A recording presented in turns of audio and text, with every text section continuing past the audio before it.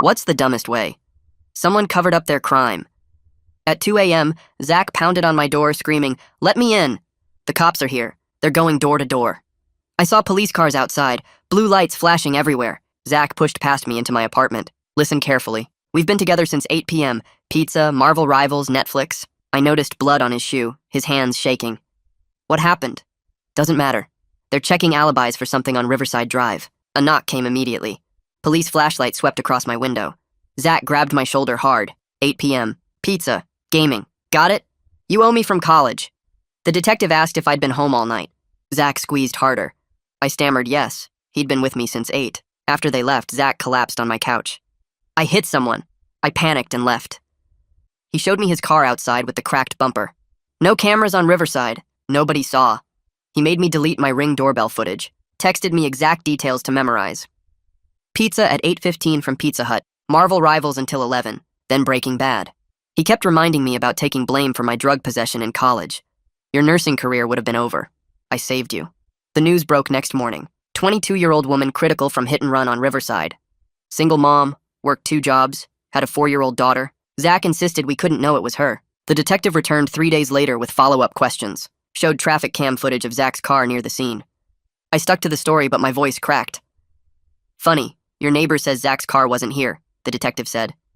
Zach texted constantly after. Stay strong. You're in this now. You already lied to police, and that's a felony. The victim's family posted videos online. Her daughter crying for mommy. I couldn't eat, couldn't sleep, kept seeing that little girl's face. Zach got more aggressive each day. Change your story now. We both go to prison. Remember, I know about your psych ward stay too. The victim's condition worsened. Her family held prayer vigils at the hospital. Her daughter's 5th birthday was tomorrow. She might die before it. The detective came back. Last chance to change your statement. We know you're lying. Traffic cams prove Zach wasn't here. Zach texted immediately. Don't crack. I'll tell everyone about your mental breakdown, your sewer slide attempt. Nobody will believe you. Then I saw the news update. Victim needed emergency brain surgery. Might not survive. The daughter on TV holding a handmade card. I made this to help mommy feel better. She promised we'd have cake tomorrow. That's when I broke completely. I drove to the police station at midnight. He wasn't here. I lied about everything. Showed the detective all Zach's texts, the threats, the blackmail. He said he'd expose my mental health history if I didn't cover for him. The detective took everything, had me write it all down, sign every page. They revealed Zach wasn't just drunk that night. Toxicology from the scene showed cocoa too. This was his 3rd DUI, license already revoked. He'd stolen his roommate's car to avoid detection. The victim had been left in a ditch for 2 hours in freezing rain, would have died if a jogger hadn't found her. Zach had Googled hit-run jail time and how to threaten witnesses before coming to my apartment. The detective said they'd been testing my honesty, already had Zach on CCTV at 3 bars. The victim had spinal damage, would never walk again. They'd been building cases against both of us until I came forward with the truth. Zach was arrested at his mother's house at dawn. Tried to fight cops, got tackled on the lawn, screamed I was a snitch, a rat, a liar. They charged him with vehicular assault, leaving the scene, DUI, witness tampering, intimidation. The prosecutor offered me immunity for testimony. Zach's family harassed me online. You destroyed his life over an accident. This isn't over. I testified at trial, provided all evidence. Zach's lawyer tried character assassination. Then yesterday, my phone exploded with notifications.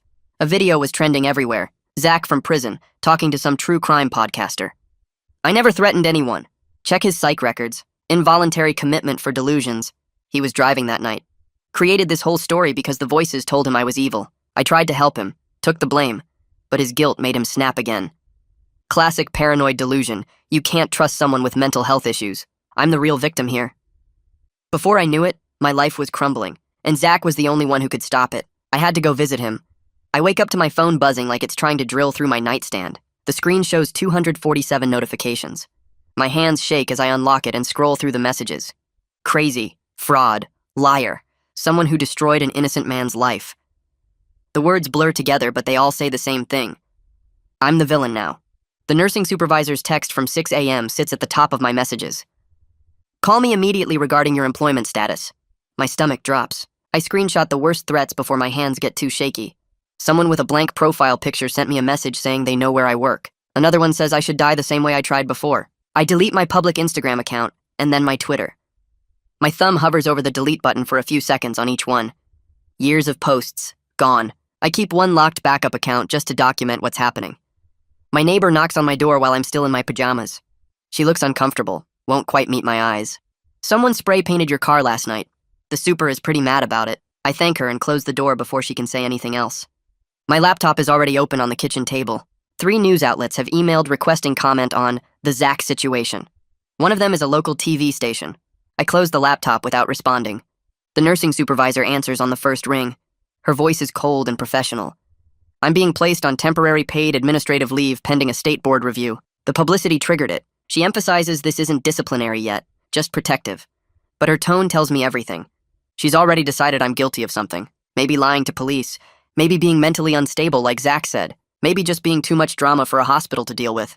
I hang up feeling like someone just erased my entire professional identity. 10 years of nursing school and work, gone in one viral podcast episode. I spend the afternoon pacing my apartment. The walls feel closer than they did yesterday. I keep replaying Zach's interview in my head, his voice so calm and reasonable, the way he painted me as this delusional person who couldn't tell reality from the voices in his head. I never said I heard voices. That was his invention, but nobody checking the facts will know that. I realize the only way to slow this damage is confronting him directly. If Zach publicly takes back even part of his story, maybe the harassment will ease. Maybe the licensing board will see I'm not the villain he painted. It's a long shot, but doing nothing means watching my life fall apart in real time. I call Detective Finch around 4 p.m. She picks up on the third ring. I explain what's happening and ask if visiting Zach in prison will make things worse legally. She's quiet for a few seconds. Then she warns me not to bargain with him. Don't threaten him. Don't make any promises. Assume everything I say could be recorded or repeated in court. Her calm procedural guidance steadies me a little. At least someone still treats me like a credible person instead of a delusional liar. That night, I pull up all of Zach's old threatening texts from the original case. I organize them on my laptop by date and time. Reading them again makes me feel sick. The calculated way he used my college drug charge against me, the way he brought up my psych history, the way he made me afraid of losing everything I'd worked for. Every single message is proof that his current story is gaslighting. He didn't help a mentally ill friend. He manipulated someone he had leverage over. Guilt hits me hard around 2 a.m. when I can't sleep. I keep spiraling between the lie I told at first and the truth I eventually spoke. My brain won't let me forget either one. I pull up the old news footage on my phone. Jalea's daughter holding that handmade birthday card. The little girl's voice saying she made it to help mommy feel better. That memory anchors me. Whatever I did wrong at the start, I made it right when it mattered most. My mistakes don't erase Zach's crime. They don't erase what Jalea is going through. Morning comes and I email Prosecutor Sinclair. I ask for guidance on visiting Zach and whether I should make any public statements. His paralegal responds within an hour. Sinclair will call me tomorrow. Until then, say nothing publicly. Just knowing the prosecutor's office is still in my corner helps me breathe easier. I'm not completely alone in this. I leave a careful voicemail with the victim's advocate assigned to Jalea's case. I explain what's happening with the podcast and the harassment. I ask how to avoid causing her family more pain. I make it clear I'm not asking for anything from them. I just want to make sure my actions don't hurt them more than they already have. The advocate calls back that afternoon. Her voice is kind. She actually believes me. That nearly makes me cry. I draft a professional email to podcaster Vivian Sellers. I request a right of reply or correction. I cite specific factual errors in Zach's interview. The part where he said I was driving that night. The part where he said I heard voices. The part where he said he took the blame to protect me. All lies. The auto response says she's reviewing correspondence. I'm not holding my breath for a real response. But creating a paper trail of my attempts to correct the record feels important. The licensing board will want to see I tried to fix this. The prison website looks like it was designed in 2003 and half the links are broken. I click through page after page trying to find the visitation scheduling section. Every form requires different information and the instructions contradict each other. I spend 20 minutes creating an account only to discover I need to verify my identity through a separate portal. The whole system seems designed to discourage visitors. After an hour of frustration, I finally locate the scheduling calendar and see open slots 3 days from now. I select a morning time slot and read through the rules. No phones, no recording devices, no bags larger than a small clutch. I can bring my ID, and that's basically it. The restrictions make sense, but they also mean I'll have no way to document what Zach says. I'll need to take notes immediately after the visit ends. Write down everything while it's fresh. The confirmation email arrives with a visitor number and detailed instructions about parking and security procedures. I save it to a folder labeled Prison Visit and stare at my calendar. 3 days until I voluntarily walk into a room with the person currently destroying my life online. The whole thing feels unreal, like I'm watching myself make this decision from outside my body. That night around 11 p.m., I'm lying in bed scrolling mindlessly when a memory hits me so hard I have to sit up. Sophomore year, campus police found pills in my dorm room during a random search. I was panicking, crying, knowing a drug charge would end my nursing dreams before they started. Zach was there visiting, and he just calmly said he'd take the blame. Said he had nothing to lose, his parents had money for lawyers, he'd get it expunged anyway. I remember feeling so grateful, so relieved, so lucky to have a friend like that. But now I see it differently. He wasn't being generous. He was making an investment. He was buying leverage over me for later. That realization makes me feel sick and sad at the same time. Our entire friendship was probably just him building insurance policies, collecting favors he could cash in when he needed control. The college drug charge, the times he covered for me when I was late to class, the loans he gave me that he never asked me to repay. None of it was friendship. It was all just Zach manufacturing debt I'd owe him someday. I feel angry at him, but also angry at myself for not seeing it sooner. Every kind thing he did came with invisible strings attached. I can't sleep, so I open my laptop and start writing. I title the document Prison Visit Script and force myself to think strategically instead of emotionally. I write out exactly what I will and won't say to Zach. I'll ask him directly to retract the mental illness claims publicly. I'll stay calm and factual. I won't beg or threaten. I won't get drawn into arguments about the past. I write the key sentence I need to say and read it over and over. I need you to tell the truth about what happened. Simple, direct, impossible to misinterpret. I stand up and go to the bathroom mirror. My reflection looks tired and scared. I say the sentence out loud. My voice shakes. I say it again, still shaky. I say it 10 more times until my voice sounds steady and clear. I feel ridiculous practicing in the mirror like I'm rehearsing for a play, but I need some sense of control going into that visitation room. I need to know I can say what I came to say without falling apart or getting manipulated into Zach's narrative. I print the script and put it in my wallet. I won't be able to bring it into the prison, but I can review it right before I go in. I wake up at 4 a.m. with my heart beating so fast I think I'm dying. My chest feels tight and I can't catch my breath. I'm convinced I'm having a heart attack. I sit up in bed and try to breathe slowly, but the panic just gets worse. My hands are numb and tingling. I remember the grounding techniques from therapy years ago. 5 things I can see. My lamp, my dresser, the window, my shoes, the doorknob. 4 things I can touch. The blanket, the mattress, my shirt, the wall. 3 things I can hear. The heater running, a car outside, my own breathing. 2 things I can smell. My laundry detergent, the faint smell of coffee from yesterday. 1 thing I can taste, the metallic fear taste in my mouth. Slowly, very slowly, my heart rate comes down. My breathing evens out. The numbness in my hands fades. I lie back down, but I know I won't sleep again. I realize I can't white-knuckle my way through this crisis alone. I need professional support. I need someone who understands trauma and public shaming and gaslighting. I need help processing whatever is about to happen at that prison. Morning comes and I search online for therapists who specialize in trauma. Most have waiting lists weeks or months long. I'm about to give up when I find a profile for someone named Kiara Lee. Her bio says she works with people dealing with public shaming, gaslighting, and complex trauma. I call her office not expecting anything, but the receptionist says there's actually a cancellation for next week. Right after my prison visit, I take it immediately. The intake call with Kiara Lee happens that afternoon. Her voice is warm but direct. No fake therapy sweetness. She asks basic questions about what I'm dealing with and doesn't seem shocked or judgmental. She mentions she's worked with other people whose reputations were attacked online and who were dealing with manipulation from people they trusted.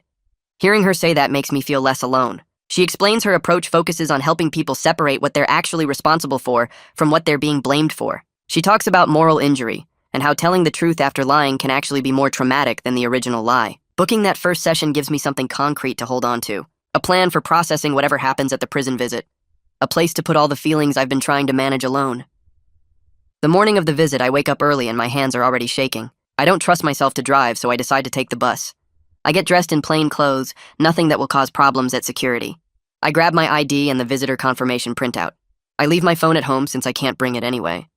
The bus stop is 2 blocks away and the weather matches my mood perfectly. Gray sky, cold wind, everything feels heavy and damp. I get on the bus and find a seat near the back. Other passengers get on and off at various stops. A few people glance at me, but most are lost in their own worlds. I wonder if anyone recognizes me from the viral story. Probably not. I'm probably just another invisible person on public transit dealing with problems nobody else knows about.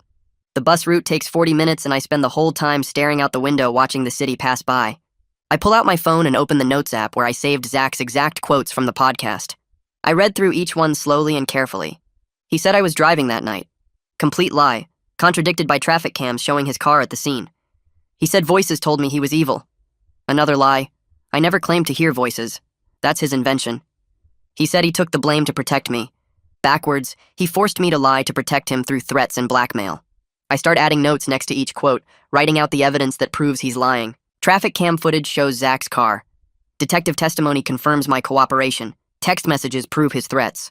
I'm analyzing his manipulation tactics like I'm studying for a test. Breaking down each lie clinically helps me feel less like a helpless victim and more like someone gathering ammunition for battle. By the time the bus reaches my stop, I have a clear mental map of every false claim and every piece of evidence that contradicts it.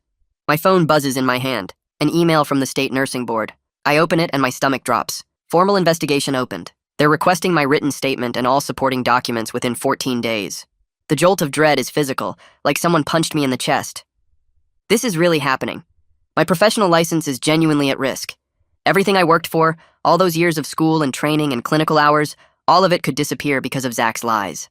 I forward the email to Sinclair's office immediately. I open my notes app and add respond to board inquiry to my growing crisis to-do list. The list is getting long. Prison visit today, therapy next week, board response in 2 weeks. Each item feels like a weight I'm carrying, but at least I have a list. At least I have concrete actions I can take instead of just drowning in panic. The prison is surrounded by fencing and security cameras. I park in the visitor lot and walk to the main entrance. Inside, there's a security checkpoint that looks like airport screening, but more intense. I put my ID and paperwork in a tray. I walk through the metal detector and it beeps. The guard tells me to empty my pockets. I pull out some coins I forgot about. I go through again. No beep this time. The guard checks my paperwork and stamps my visitor pass. The whole process takes forever and I'm hyper-aware of every detail. The metal detector's electronic beep. The guard's bored expression like he's done this 1,000 times. The other visitors waiting their turn, most of them looking tired and resigned. The waiting room smells like industrial cleaner mixed with anxiety. Hard plastic chairs bolted to the floor. A vending machine in the corner. A woman tries to comfort her crying toddler, bouncing the kid on her knee and making soothing sounds. I wonder what brought her here. What her version of this nightmare looks like.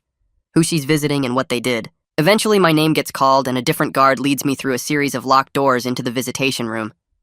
Zach walks in and sits down across from me at a small table. He's thinner than I remember, his face more angular. But his eyes have that same calculating look I've seen 100 times before.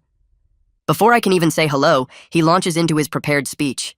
He tells me he was protecting me, that I was spiraling, that he had to take control of the narrative before I hurt myself again.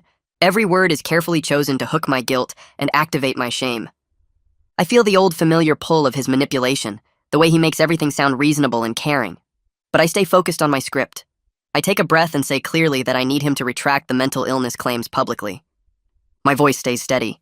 He doesn't even pause. He pivots immediately to blaming Jalea. He says she was jaywalking anyway, that it wasn't really his fault, that if she hadn't been in the road, nothing would have happened. I feel my stomach turn, but I keep my voice calm. I repeat my request. He needs to tell the truth about what happened.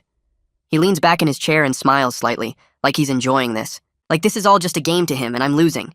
I walk out of that visitation room with my legs feeling shaky and my head spinning from Zach's manipulation.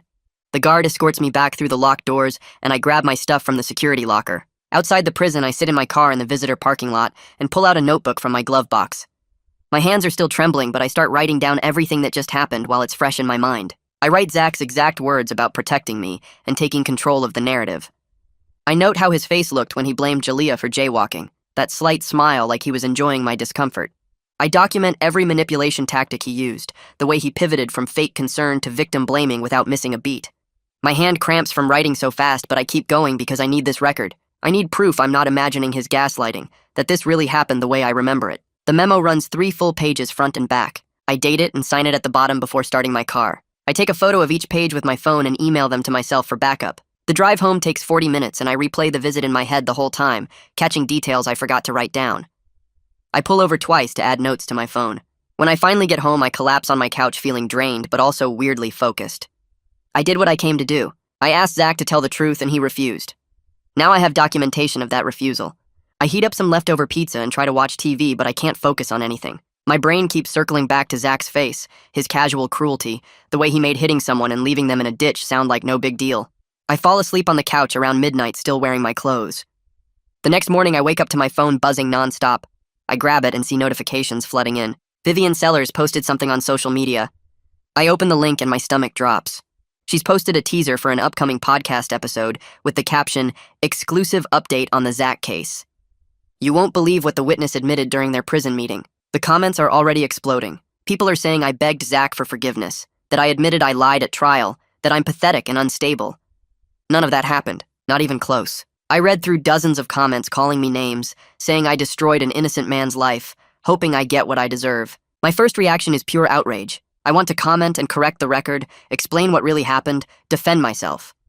But then the outrage turns into this heavy numbness. I can't control what Vivian publishes. She's going to edit and frame things however she wants for maximum drama. All I can control is my own documentation and responses. I screenshot her post and the worst comments before closing the app. I forward everything to Detective Finch with a brief email explaining the situation. Then I put my phone face down on the table and make myself eat breakfast even though I have no appetite. An hour later, Detective Finch calls me back.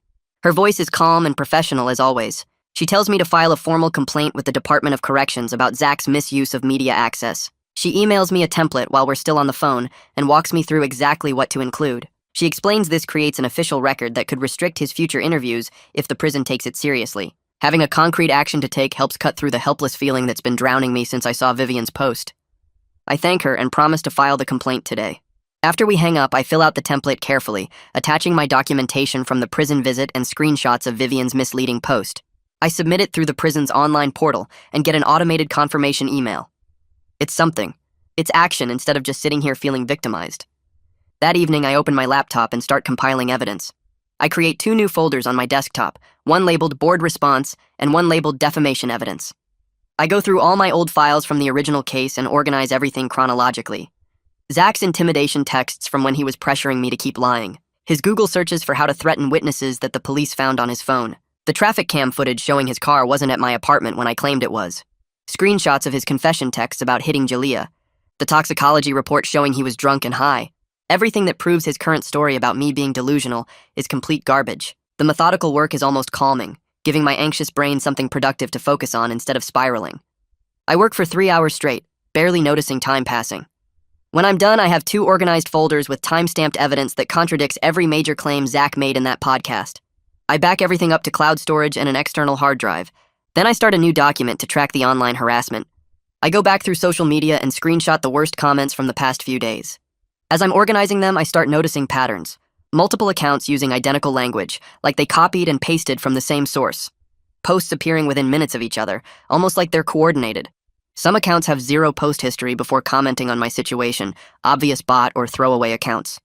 Some are clearly real people, but they're all saying the same things in slightly different words. Seeing the manipulation laid out this way shifts something in my head.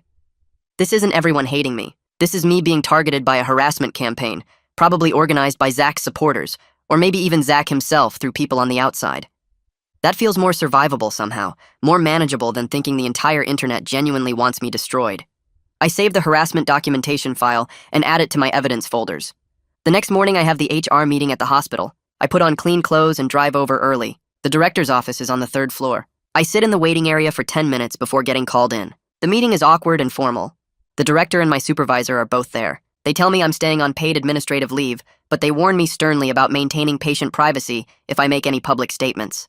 The director's tone isn't hostile exactly, but it's disappointed, like I've let everyone down. That somehow stings worse than if she'd just been angry. She says they're not making any decisions about my future until the state board completes their review. My supervisor barely makes eye contact with me the whole time. They hand me paperwork to sign acknowledging the terms of my leave. When I leave the building, I have to surrender my employee badge temporarily. The security guard deactivates it right there and hands it back to me. I walk to my car feeling like I'm in some kind of professional purgatory, not fired but not really employed either. That afternoon, I make a strategic decision about social media. I delete my remaining public accounts except for one profile I set to completely private. I'll use that locked account only to capture evidence of harassment if I need it for legal purposes. Letting go of my online presence feels like admitting defeat in some way. But it also feels like shedding a weight I didn't realize was crushing me. The constant notification anxiety, the compulsive checking to see what people are saying, the spiral of reading hateful comments, all of that eases within hours of deleting the apps from my phone. My apartment feels quieter. My brain feels less cluttered. I can actually focus on other things for more than 5 minutes at a time. The next day, I have my first appointment with Kiara Lee, the therapist I found who specializes in trauma. Her office is in a professional building downtown. The waiting room has comfortable chairs and calming artwork. She comes out to greet me right on time, a woman in her 40s with kind eyes and a firm handshake. We go into her office and she has me fill out some intake paperwork while she reviews the notes from our phone screening. Then we start talking. She introduces concepts I've never heard of before, like moral injury, the psychological damage that comes from violating your own values even under coercion. She explains how gaslighting works at a brain level, how it makes you doubt your own memory and perception. She validates that my initial lie was wrong, but my decision to tell the truth was brave, and those two things can exist together. I don't have to be all good or all bad. I can be someone who made a serious mistake under pressure, and then did the right thing when it mattered most. Hearing her explain it that way makes me feel like someone finally handed me a map for navigating this psychological mess, instead of just stumbling through it blind.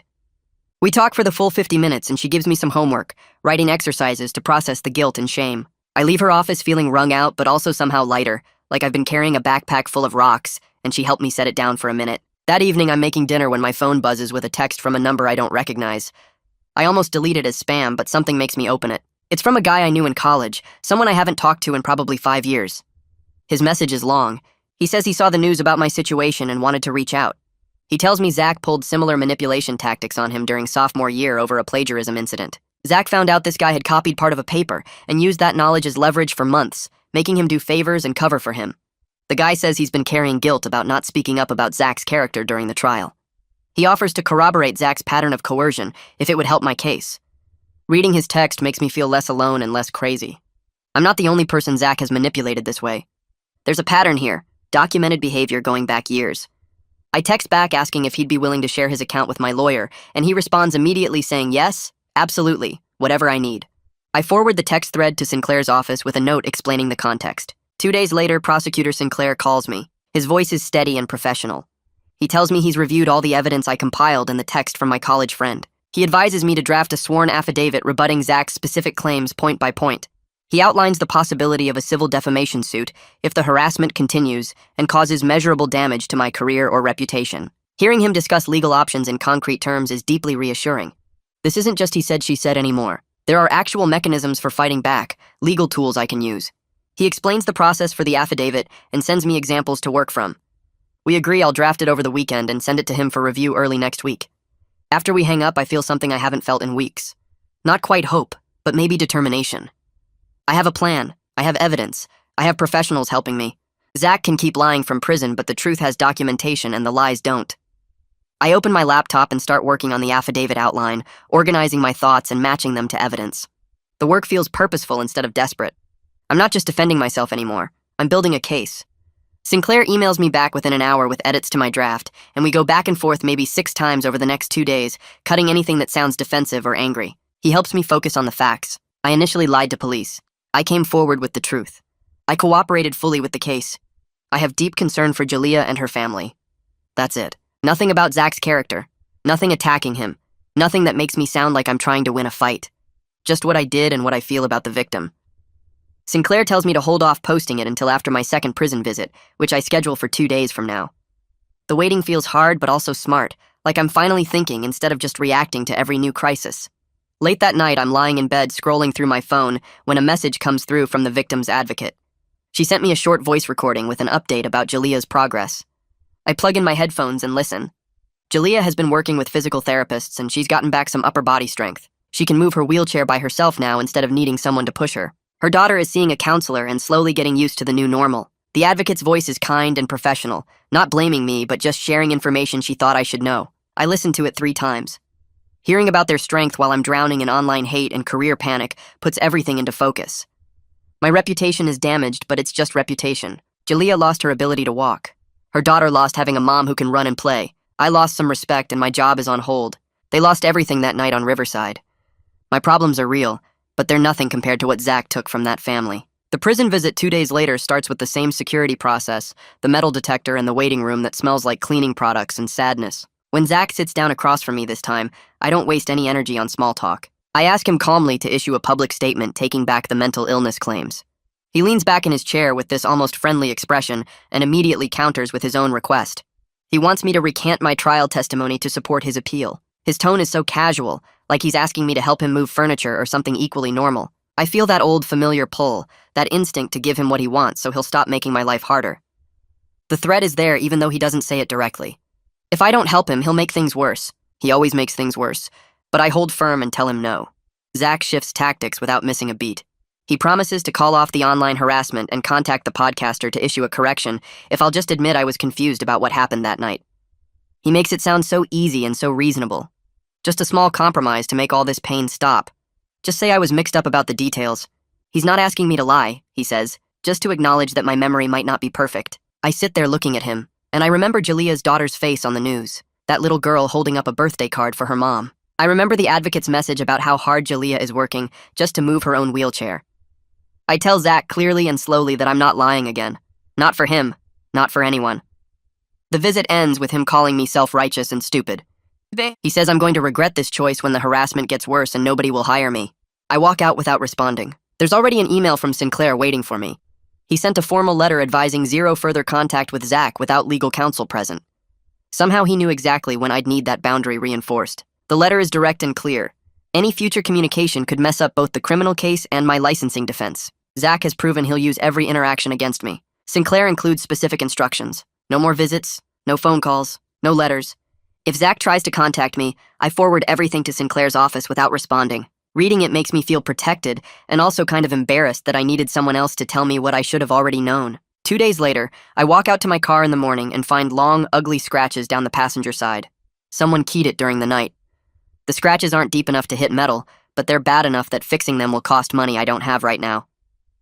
I take photos from multiple angles with my phone and then drive straight to the police station to file a report. The officer who takes my statement is professional, but not particularly hopeful about finding who did it. I explain about the online harassment and the ongoing situation with Zach and his supporters. She writes everything down and gives me a case number. I know they probably won't catch whoever did this, but having the documentation feels important anyway. The property damage makes the online threats feel more real. Someone angry enough to key my car might be angry enough to do worse. I show Detective Finch everything the next day when she calls me in for a follow-up meeting. The police report, the threatening messages I've been collecting, the pattern of it all getting worse instead of better. She opens a formal harassment investigation on the spot. She gives me practical advice about installing a security camera pointed at my parking spot and developing a safety plan. She tells me to vary my routes when I drive anywhere and to check in with someone every day so there's a record of my safety. Her approach is matter-of-fact, not trying to scare me but not downplaying the danger either. This is serious, but it's also manageable if I take the right steps. Something about her calm, professional handling of it makes me feel both more frightened and more grounded. That evening, an email comes through from Vivian, the podcaster. She's reaching out directly to invite me for a balanced interview where I can share my side of the story. For about 10 minutes, I'm so tempted I actually start drafting a response saying yes. Finally, a chance to be heard by the same audience that heard Zach's lies. A chance to set the record straight with evidence and facts. But then I forward the email to both Sinclair and Kiara Lee, asking for their advice. They both respond within hours with the same message. Podcasters edit for drama. I'd have no control over how my words get framed or what parts they use. Vivian already showed she's willing to platform Zach's lies without fact-checking them. Why would she treat me any differently? I write back to Vivian declining politely and thanking her for the opportunity. Hitting send on that email makes me feel proud of myself for once, like I made a smart choice instead of an emotional one. My second therapy session with Kiara Lee focuses on identifying my specific shame triggers. She walks me through how to recognize when I'm being manipulated versus when I'm genuinely responsible for something. We work on setting boundaries with media. I don't need to read every comment about my case. I don't need to listen to every podcast episode. She introduces this idea called trauma-informed media consumption, and it's like someone finally gave me permission to protect myself instead of forcing myself to witness every attack. She explains how my brain is trying to monitor threats by consuming all the negative content, but that's actually making my anxiety worse instead of better. We practice some techniques for recognizing manipulation patterns in real time. After days of drafting and revising, I finally published the statement on my locked social media account. I keep it under 200 words like Sinclair advised. I emphasize the facts without attacking anyone. I initially lied. I came forward with the truth. I cooperated fully with prosecution. I have deep compassion for Jalia and her family. That's all I say. I read it out loud 3 times before posting to make sure it sounds right. My hand hovers over the post button for a solid minute before I finally click it. The fear is immediate and strong. But Sinclair approved every single word, and I trust his judgment more than my own panic right now. The next morning, I wake up to 3 new emails and my stomach drops before I even open them. The first one is from the State Nursing Board with subject line, Case Investigation, Official Notice. And I have to read it twice because the language is so formal and cold. They received my statement and supporting documents. They're opening a formal investigation. I'm warned not to discuss the case publicly while their investigation is ongoing. The whole thing feels like a threat, even though it's supposed to be neutral. Like anything I say from this point forward could be twisted and used to revoke my license permanently. I forward it to Sinclair with a short message asking if this is normal, and he responds within 20 minutes saying, yes, this is standard procedure, just follow their instructions exactly. I open a note on my phone where I've been keeping my crisis management rules and add number 7, maintain complete board silence. No social media posts about the investigation, no comments to anyone except my lawyer. I feel like I'm walking through a minefield where one wrong step ends everything. The second email is from my employer, and I'm almost too scared to open it. The subject line says, administrative leave update, and I click it expecting the worst. But it's not termination. They're keeping me on paid leave pending the board's review. They're not making any decisions about my future employment until the board finishes their investigation. It's not great, but it's not the immediate firing I was bracing for. I can still pay rent. I can still eat. I read the email 3 times to make sure I'm understanding it correctly, and then I just sit there feeling this weird mix of relief and dread. My phone buzzes with a text, and I almost ignore it because I'm so tired of bad news. But the name on the screen is Sarah Millard, a coworker I barely know from the ER. We've worked maybe 5 shifts together total. The text is short. Hey, I saw what's happening online. I just want you to know I believe you. I hope you're doing okay. Let me know if you need anything. I stare at that message for a full minute. This person has nothing to gain from supporting me. She could easily stay silent and avoid any association with my mess. But she reached out anyway. I start typing a response and my vision blurs. I'm crying for the first time in days, and it's not sad crying, it's relief crying. Someone who doesn't owe me anything just chose to believe me. I wipe my face and text back thanking her and saying I appreciate it more than she knows. The third email is from the Department of Corrections, and I open it expecting more bad news. But this one is different. They received my formal complaint about Zach's unauthorized media contact. They've initiated an internal review of his communications privileges. It's not a guarantee they'll actually do anything, but it's more than I expected. For the first time since this nightmare started, I feel like maybe the system isn't completely broken. Maybe there are actually some checks on what Zach can do from inside prison. Maybe I'm not completely powerless here. I screenshot the email and save it to my evidence folder, even though I'm trying to stop obsessing over documentation. 3 days later, I'm driving to the prison for my 3rd scheduled visit, and I'm running through my script in my head. I'm going to stay calm. I'm going to request a public retraction. I'm not going to let him manipulate me. The drive takes 40 minutes, and I spend the whole time practicing what I'll say. But when I get to the security checkpoint, the guard looks at my ID and checks his computer and tells me my visit has been canceled. I ask why, and he says the inmate received a disciplinary write-up and lost visitation privileges temporarily. I just stand there processing that. My complaint actually had consequences. Zach got written up for unauthorized media contact, and now he can't have visitors. The irony isn't lost on me. I drove all the way here, and I'm frustrated I wasted the trip.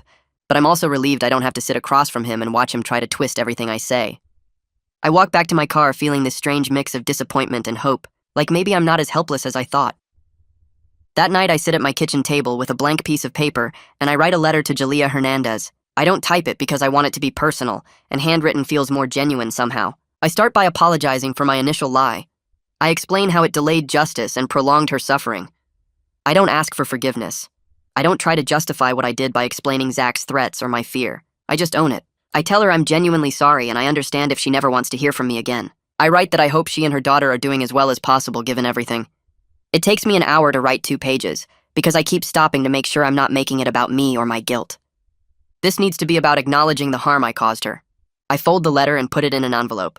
The next morning, I call the victim's advocate assigned to Jalea's case. I explain I wrote a letter apologizing, and I want to give it to her only if Jalea actually wants to read it. I make it very clear I expect nothing in return. If she wants to throw it away unread, that's completely her choice. The advocate says she'll reach out to Jalea and let me know. I mail the letter to the advocate's office and feel like I've done the only thing I can do to try to make even the smallest amends. Detective Finch calls me the following week with an update on the harassment investigation. They traced one particularly nasty account that sent me death threats to someone in Ohio. But without an explicit threat of immediate violence, there's limited legal recourse. Most of the other accounts are using fake information or routing through VPNs that make them basically impossible to trace. She sounds frustrated explaining this, and I appreciate that she's actually trying. I tell her I understand and thank her for taking it seriously. After we hang up, I feel resigned more than angry. I already knew the internet makes real accountability nearly impossible. Having it confirmed just stings in a dull way. But at least it's documented that I reported it and law enforcement tried. 2 days later, Sinclair emails me a PDF attachment with subject line, "Motion filed, immediate review recommended." I open it and it's a formal legal motion requesting a court order to restrict Zach's media access. The filing is 12 pages long and it's detailed and damning. Sinclair laid out Zach's entire pattern of coercion starting from college.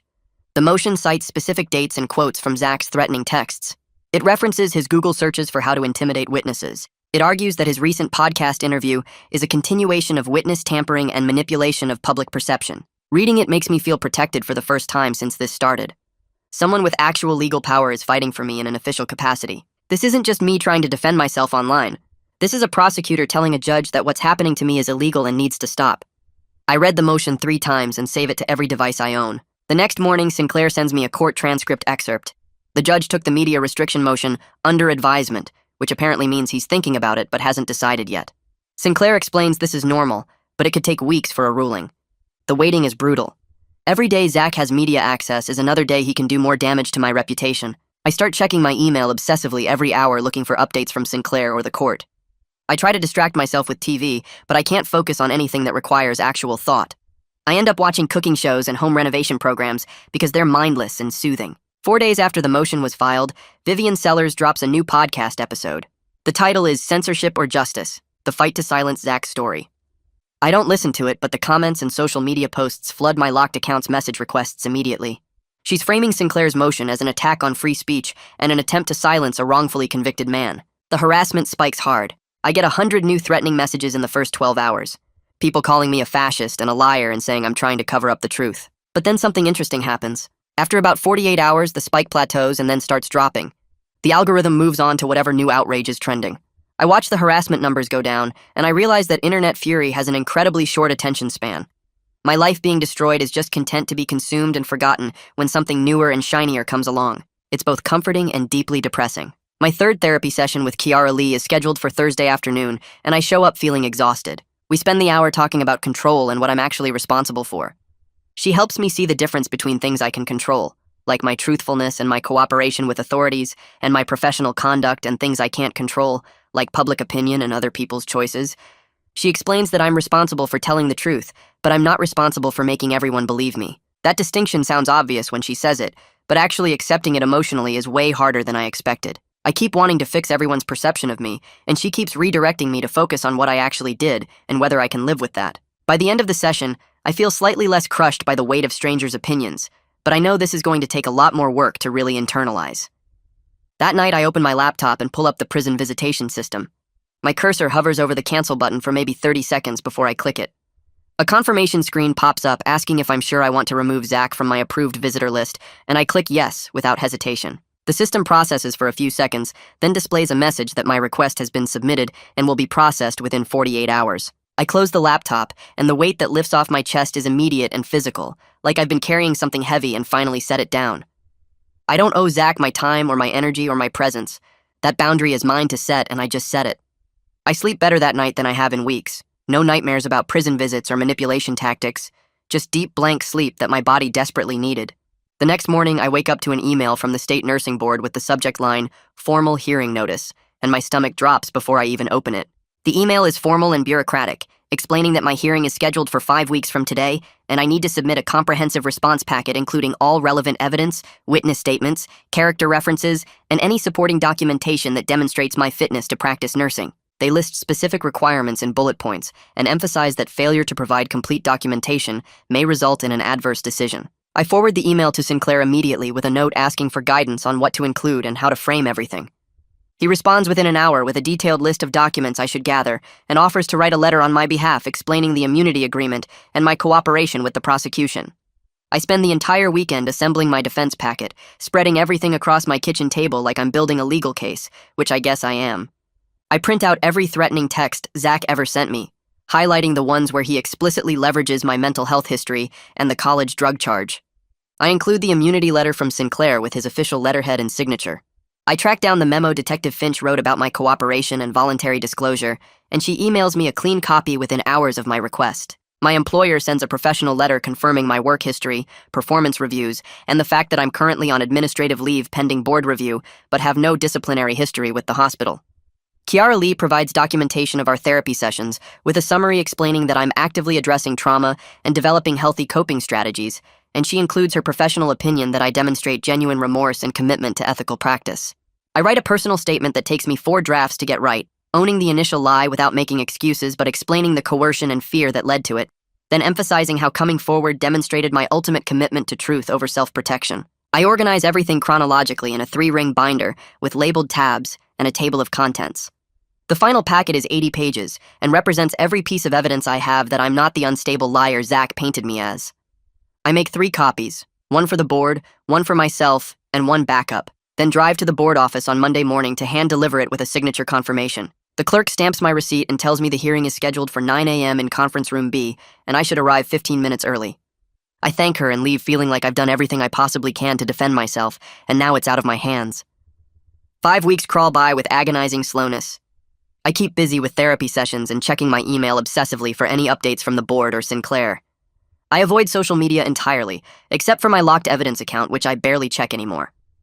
The night before the hearing, I can't sleep, lying in bed rehearsing answers to possible questions and trying to predict what the board members will focus on. I finally give up around 5 a.m. and take a long shower, then put on my most professional outfit, a navy suit I bought specifically for this hearing because I want to look like someone who takes their nursing license seriously. I arrive at the board office at 8:45 a.m. and check in with the receptionist who directs me to a waiting area outside conference room B.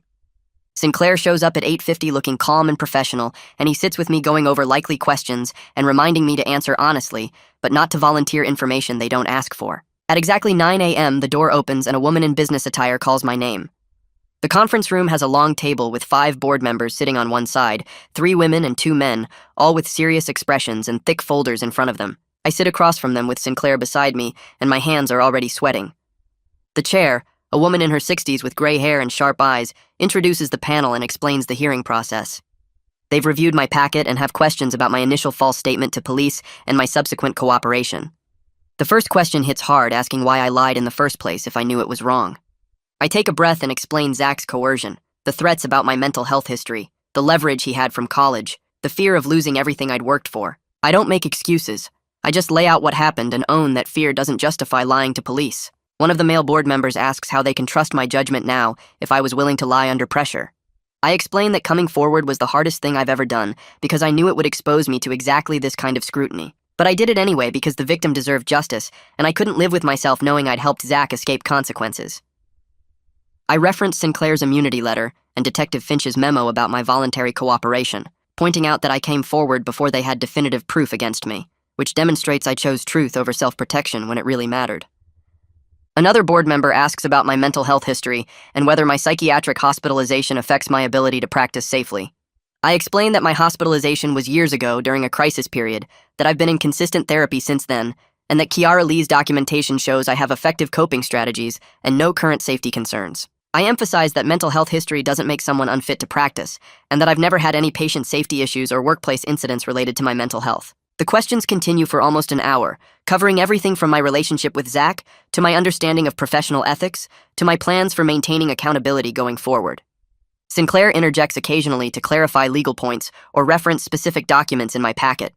I can see the board members taking notes and exchanging glances, but I can't read their expressions. Finally, the chair thanks me for my candor and asks if I have anything else to add. I take a moment, then say that I know my initial lie was serious and wrong, but I also know that nurses make mistakes, and the question is whether we learn from them and do better, and I'm committed to doing better every single day. The chair nods and explains that the board will deliberate and call me back in with their decision. I sit in the hallway for 2 hours that feel like 2 years. Sinclair sits with me for the first hour, then has to leave for another appointment, squeezing my shoulder and telling me I did well in there. I pace the hallway, sit down, stand up, check my phone, put my phone away, repeat. Other people come and go for their own hearings, and I wonder what their stories are, what brought them here. At 11:30 a.m., the door opens and the same woman calls my name again. I walk back into the conference room on shaky legs and sit down. The chair looks at me with an expression I can't quite read and begins speaking in a formal tone. She explains that the board has carefully considered all the evidence in my testimony today. They acknowledge the seriousness of my initial false statement to law enforcement and the ethical breach that represents. However, they also recognize the coercive circumstances, my voluntary disclosure and cooperation with authorities, the immunity agreement that reflects prosecutorial confidence in my truthfulness, and my demonstrated commitment to accountability through therapy and this hearing process. She pauses and I stop breathing. The board has decided to retain my nursing license, but place me on 12-month probation with specific conditions, including mandatory ethics coursework, supervision requirements at work, and quarterly check-ins with a board-assigned monitor. I'll need to complete an ethics remediation program within 6 months and submit quarterly reports documenting my compliance with all probation terms. Any violations during the probation period could result in license suspension or revocation. She emphasizes that this is a serious sanction reflecting the gravity of my conduct, but also recognition that I took responsibility and demonstrated genuine remorse. I thank the board and leave the room in a daze. It's not the complete vindication I wanted, but it's not the career-ending revocation I feared. I still have my license. I can still work as a nurse. I just have to prove over the next year that I deserve the second chance they're giving me. I sit in my car in the parking lot and cry for 10 minutes. Not from sadness, but from sheer relief that it's over, and I survived it. A week after the hearing, Sinclair emails me a copy of the judge's ruling on the media restriction motion. I open the PDF with my heart pounding, hoping for a complete ban on Zach's interviews. The ruling is dense legal language, but the key points are clear enough. The judge acknowledges concerns about witness intimidation and manipulation of public perception, but also recognizes First Amendment considerations.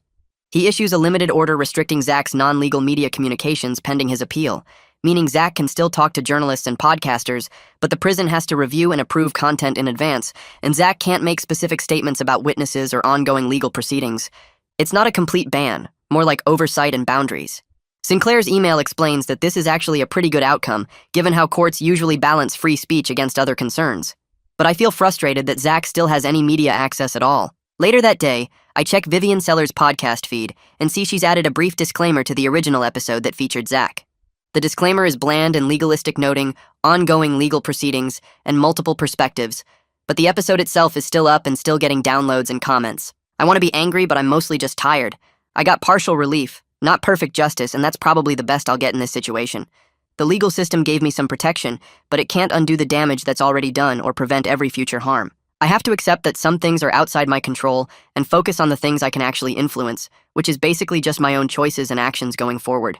2 months pass in a blur of work and therapy and slowly rebuilding some sense of normal life.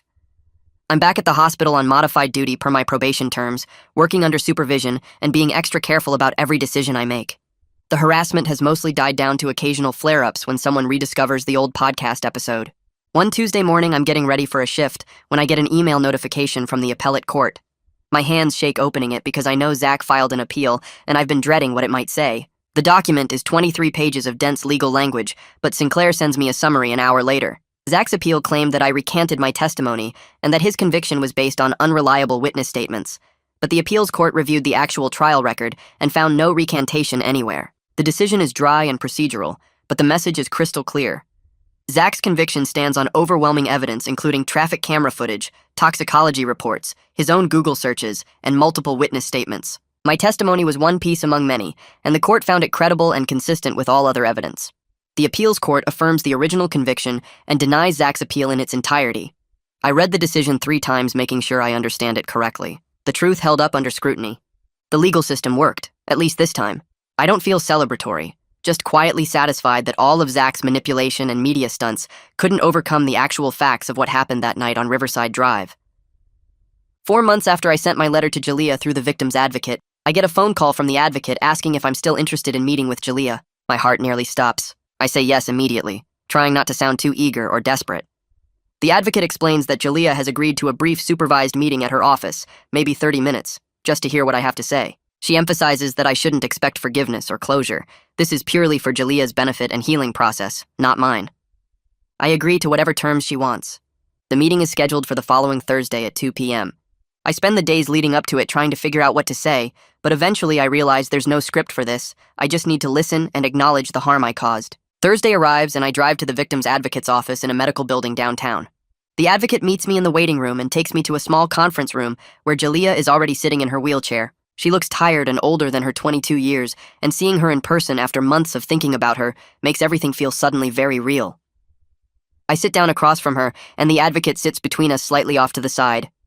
I start to apologize, but Jalea holds up her hand and starts talking first. She tells me how the initial lie cost her family weeks of uncertainty while the investigation stalled. She explains how they couldn't access victim services right away because the case wasn't progressing. She describes the fear and anger of not knowing if justice would ever happen while she was lying in a hospital bed learning she'd never walk again. Her voice is calm but firm, and I can see the strength it takes for her to tell me these things. I don't interrupt or defend myself, I just listen and nod and let her say everything she needs to say. When she finishes, I thank her for being willing to meet with me at all. I tell her I can't undo what I did, but I want her to know that coming forward was the right choice, even though it came late, and that I think about her and her daughter constantly. I don't ask for forgiveness because I don't deserve it, and she doesn't owe it to me. After about 20 minutes, Jalea says she's tired and needs to go. I thank her again and leave quickly, not wanting to take up more of her time or energy than she's willing to give. Driving home, I feel wrung out, but also lighter, like I've been carrying a weight of uncertainty about how my actions affected her, and now I know. It's worse than I imagined, but also more real and more human. She's not just a victim in a news story, she's a person who had to live with the consequences of Zach's crime and my lie, and she chose to give me a few minutes of her time to tell me what that was like. That feels like a grace I don't deserve but desperately needed. The following week, I see a flyer at the hospital for a local road safety advocacy group that's looking for volunteers. They meet twice a month to push for better lighting and crosswalks in high-risk areas around the city. I think about it for a few days, then email the contact person and show up to the next meeting in a church basement on a Wednesday night. There are maybe 15 people there, mostly older folks and a few younger activists. Nobody recognizes me or asks why I'm there. The meeting is practical and focused, discussing specific intersections that need attention and strategies for getting city council to prioritize pedestrian safety. I volunteer to help with their petition campaign and sign up for a weekend event where we'll be collecting signatures at a farmer's market. The work is simple and concrete, just showing up and doing something constructive. I don't mention my connection to Jalia's case, and nobody needs to know. Contributing something that might prevent future accidents feels like a small way to honor what happened without making it about my redemption or my feelings. Over the next few meetings, I get to know some of the other volunteers, and they're kind people who care about making their community safer. One older woman brings homemade cookies to every meeting. A younger guy works for the city planning department and gives us insider tips on how to navigate bureaucracy. Nobody treats me like I'm damaged or suspicious, they just treat me like another volunteer who wants to help. It's a relief to be in a space where I'm just a regular person doing regular work. The online harassment has dropped to occasional flare-ups when someone rediscovers the old podcast episode and decides to send me angry messages. It still happens maybe once every couple weeks, someone finding my locked social media account or my work email and sending threats or insults. But it's manageable now in a way it wasn't before. I've developed a thick skin and a quick trigger finger on the block button. I recognize the patterns of bot accounts versus real people, bad faith actors versus people who might actually be open to hearing the full story. Most of the time I just block and report and move on with my day. What used to send me into panic spirals and sleepless nights now barely registers as more than a minor annoyance. I've learned to distinguish between criticism I should take seriously and harassment I should ignore. The former is rare and usually comes from people who actually know the facts of the case. The latter is constant but meaningless, just internet noise from people who got their information from a viral podcast and never bothered to check if it was accurate. I don't engage anymore, don't try to defend myself or correct the record in comment sections. I just document anything that crosses the line into threats, send it to Detective Finch if it's serious enough, and otherwise let it roll off me like water off a duck. My therapist calls this progress, and I guess she's right. 3 weeks later, I'm at work when I get a text from a number I don't recognize. The message says, "Hey, it's Rachel from nursing school. I saw the board decision and read some of the court documents. I owe you an apology." My stomach flips because Rachel was one of my closest friends in the school, and she completely cut me off after the podcast episode went viral. I text back asking if she wants to talk, and she suggests coffee next month when her schedule calms down. We make tentative plans for a Saturday morning at a cafe near campus. The reconnection feels fragile but genuine. Over the next few days, we exchange a few more texts, and she admits she got caught up in the viral narrative and didn't look at the actual evidence until recently. She says she feels terrible about doubting me and wants to hear my side of things properly. I appreciate her honesty and her willingness to admit she was wrong. Not many people are willing to do that, to actually reconsider their initial judgment and reach out to apologize. It doesn't erase the pain of losing her friendship during the worst time of my life, but it opens a door to maybe rebuilding something. I'm not sure what our friendship will look like going forward or if it can ever be what it was before, but I'm willing to try. Having one person from my old life reach back out and say they believe me now feels like a small victory in a war I've mostly lost. I'll take it. Detective Finch calls me 3 days after my coffee with Rachel to give me an update on the harassment investigation. She explains that they managed to track down one local person who made specific threats about finding me at work and making me pay. That person got cited for a misdemeanor and has to stay away from me in the hospital. But she admits that most of the online trolls are using fake accounts or posting from out of state, which makes them basically impossible to trace or prosecute. Her voice sounds tired when she tells me this, like she wishes she had better news. I thank her for taking it all seriously, even when the results are limited, and she surprises me by saying I handled an impossible situation with more grace than most people could manage. After we hang up, I feel this weird mix of grateful and frustrated. One person held accountable out of hundreds who participated feels like a drop in the ocean, but it's still one person who can't hurt me anymore. I save the case number she gives me and file it away with everything else. The following Monday, I return to nursing on modified duty per my probation terms. The board's conditions are strict: no independent practice for 6 months, regular supervision by a senior nurse, and mandatory check-ins with my assigned monitor every 2 weeks. My first shift back is shaky as hell. I second-guess every single decision, triple-check medication doses, and ask for backup on procedures I could do in my sleep. My hands shake when I insert an IV on my second patient, and I have to take a breath and start over. But I'm competent, and my patients don't suffer. Nobody dies, nobody gets hurt, and by the end of the shift, I'm exhausted but functional. A senior nurse named Melanie, who I've always respected, pulls me aside in the break room before I leave. She touches my shoulder and tells me she's glad I'm back, that the unit missed me. That simple statement steadies something inside me that's been wobbly for months. I drive home feeling like maybe I can actually do this, like maybe I'm not permanently broken. My 6th therapy session with Kiara Lee happens on Thursday afternoon, and we spend the whole hour developing a concrete plan for managing triggers at work. She helps me identify my specific warning signs, the tight feeling in my chest, the way my thoughts start racing, the urge to check my phone constantly for new harassment. We create what she calls a hierarchy of coping tools, starting with basic grounding techniques I can use on the floor and building up to emergency interventions if I'm heading toward a full panic attack. She has me practice the 5 senses grounding exercise right there in her office. Name 5 things I can see, 4 I can touch, 3 I can hear, 2 I can smell, 1 I can taste. It feels silly at first, but by the 3rd round I notice my breathing has slowed down. We write out the whole plan on a card small enough to fit in my scrubs pocket so I can reference it during shifts. Having actual strategies instead of just hoping I'll be okay makes returning to full duty feel less scary. I'm not gambling on my mental state holding up. I have tools I can use when things get hard. That weekend I finally tackle the digital mess I've been maintaining since the crisis started. I plug in an external hard drive and spend Saturday afternoon archiving all the evidence and documentation, screenshots of Zach's threats, copies of court filings, the board decision, Detective Finch's memos, everything.